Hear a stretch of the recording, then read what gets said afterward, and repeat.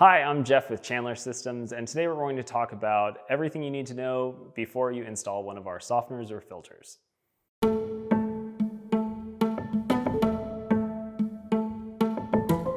All of our standard softeners and backwashing filters are going to come with a plastic bypass with these blue handles. It's in on the right and out on the left if you're looking at it from the front.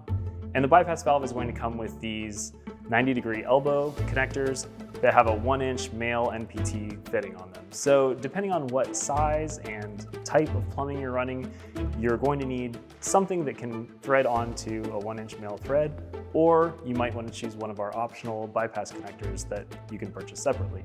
So if you don't want to use the included 1-inch 90s, we have these other options available. We've got a 1-inch male NPT straight fitting, a 3/4 inch male straight fitting, a 1-inch slip fitting, PVC, and then also a brass sweat adapter. This will accept either 3/4 inch or 1-inch copper.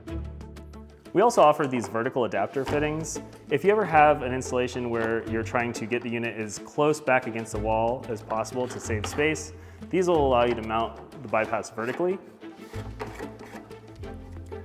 They just attach to the back of the valve, and then the bypass mounts like this. Both of our softeners and filters are going to come with a 1/2-inch Drainline connection. So if you're using PEX or PVC, you can just thread directly onto this 1/2-inch male NPT fitting. Or we also include a 1/2-inch hose barb. So if you're using a poly tube like this 5/8 by 1/2-inch ID tubing, you can just thread the barb onto that fitting and push the tubing directly onto the barb. Just make sure to put a hose clamp on that. When running your drain line, we recommend keeping the total length to less than 20 feet and keeping elbows to a minimum.